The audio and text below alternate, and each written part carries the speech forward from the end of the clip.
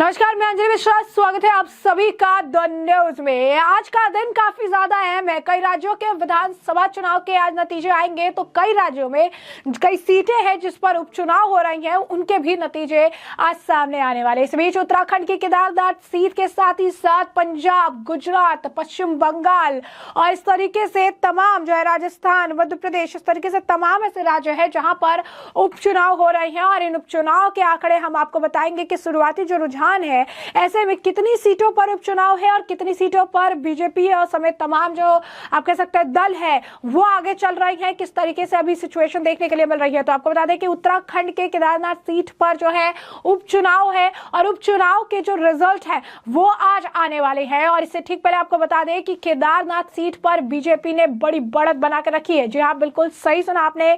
Kedarnath seat पर BJP की जो प्रत्याशी है आशा नौटियाल, वो आगे चल रही है। जी हाँ, बिल्कुल सही सुना आपने। आशा नौटियाल ने भयंकर तरीके से जो है बढ़त बनाई हुई है केदारनाथ सीट से। बीजेपी शुरुआती रुझान में आगे चल रही है, तो कांग्रेस के प्रत्याशी मनोज रावत पीछे चल रही है। लगातार आपको बता दें कि आशा नौटियाल जो है बहुत बढ़िया आप कह सकते हैं उन्होंने बढ़त बना रखी है। 500 का आंकड़ा निकलकर सामने आ रहा है, जितने से वो आगे चल रही है।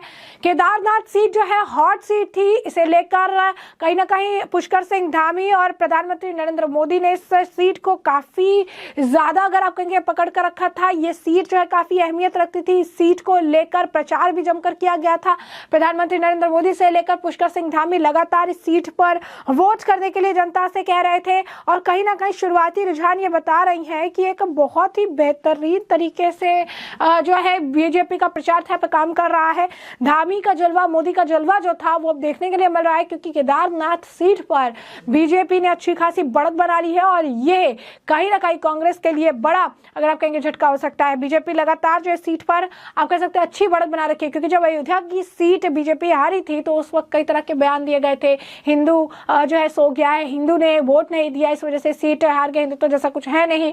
इसके बाद बद्रीनाथ सीट को लेकर भी इस तरीके से बयानबाजी हुई थी। अब केदारनाथ सीट जो है उसको अगर हम बात कर ले तो वो सीट नाक की सीट बन चुकी है, आत्मसम्मान की सीट बन चुकी है। और केदारनाथ सीट से जिस तरीके से बीजेपी आगे चल रही है, इससे कहीं ना कहीं उत्तराखंड में एक उत्साह है, जोश है। और केदारनाथ सीट के लिए जिस तरीके से पुष्कर सिंह धामी, प्रधानमंत्री नरेंद्र मोदी काफी ज्यादा प्रयास कर रहे थे। उन्होंने ये भी कहा कि केदारनाथ की जो सीट है प्रधानमंत्री नरेंद्र मोदी को काफी प्रिय है बाबा केदारनाथ, और बाबा केदारनाथ की कृपा देखने के लिए मिल रही है, क्योंकि केदारनाथ सीट से बीजेपी ने बढ़िया बढ़त बना रखी है। और बीजेपी की जो प्रत्याशी आशा नौटियाल वो लगातार आगे चलती नजर आ रही है। शुरुआती रुझान में बीजेपी की जीत देखने के लिए मिल रही है। शुरुआती रुझान में केदारनाथ सीट पर बीजेपी का कब्जा दिख रहा है। वहीं अब बात कर लेते हैं अन्य सीटों की, अन्य जगहों की। अगर हम बात कर ले, क्योंकि केदारनाथ सीट पर कुल 6 उम्मीदवार चुनाव मैदान में हैं।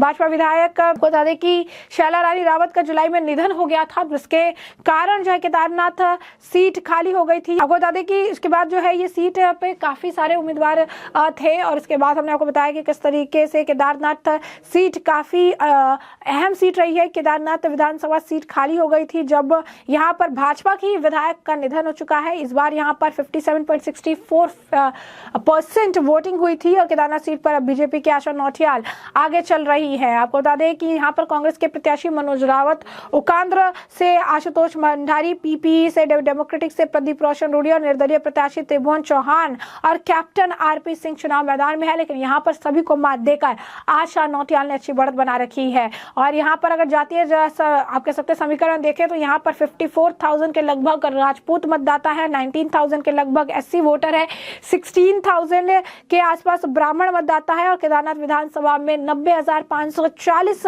टोटल मतदाता है, जिसमें से पुरुष मतदाता 44,765, तो जबकि महिला मतदाता जो है 45,775 है। और इस सीट पर 2,949 सर्विस वोटर है, जिसमें से 2,921 पुरुष और 28 महिलाएं जो है मतदाता। तो ये यहाँ का समीकरण है और यहाँ पर बढ़िया बढ़त बीजेपी ने बना रखी है। वही राजस्थान के 7 सीटों में वोटों की गिनती जारी है। बीजेपी कांग्रेस में यहाँ पर सीधा मुकाबला देखने के लिए मिल रहा है। राजस्थान के बजरलाल सरकार में मंत्री जोगाराम पटेल ने वोटों की गिनती से पहले ये बड़ा दावा कर दिया है और ये कहा है कि राजस्थान के सभी 7 सीटों पर कमल खिलेगा। साथ ही बीजेपी जो महाराष्ट्र बीजेपी गठबंधन की पूर्ण बहुमत की सरकार बनेगी। और ऐसे में आपको बता दें कि 7 में से 5 सीटें ऐसी है जहां पर बीजेपी ने भयंकर तरीके से बढ़त बना रखी है। जी हाँ, राजस्थान की 7 में से 5 सीटों पर बीजेपी ने बढ़त बना रखी है। इस सीट जो है जिन सीटों पर ये उपचुनाव हो रहे हैं वो है झुंझुनू, रामगढ़, दौसा, देवली, उनियार, खिसकर सुमकर और जो है 84 विधानसभा सीट पर उपचुनाव के जो है आज रिजल्ट आएंगे, जिसमें से दौसा सीट जो है वो काफी ज्यादा आप कह सकते हैं अहम माना जा रहा है, क्योंकि ये सचिन पायलट का गढ़ बताया जाता है। लेकिन यहाँ से बीजेपी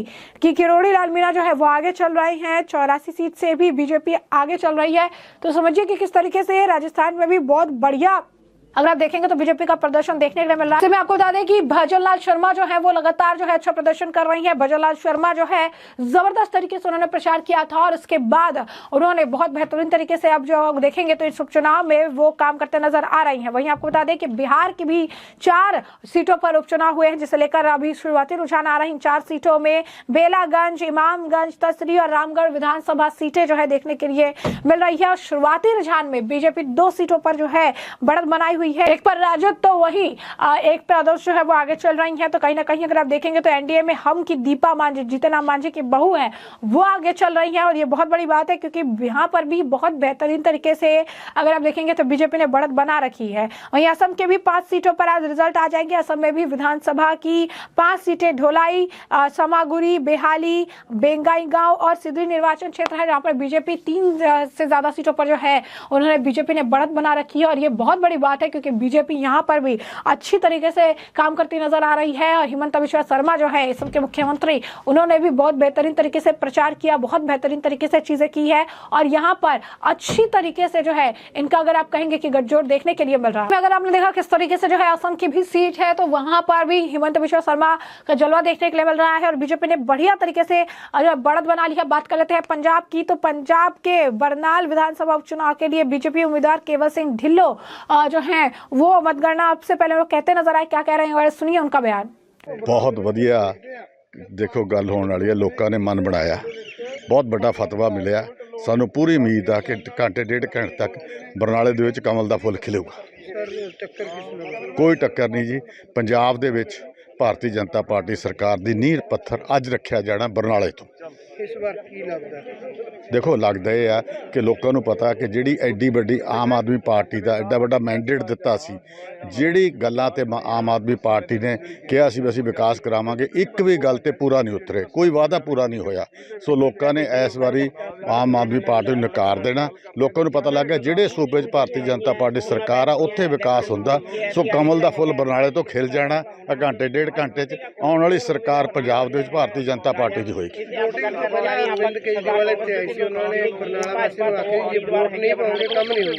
देखो गल ये आ, वो तो थ्रैट करते वोट नहीं पाउणी तो काम नहीं होना। असीं तां सब लोगों के नाल खड़दे आ।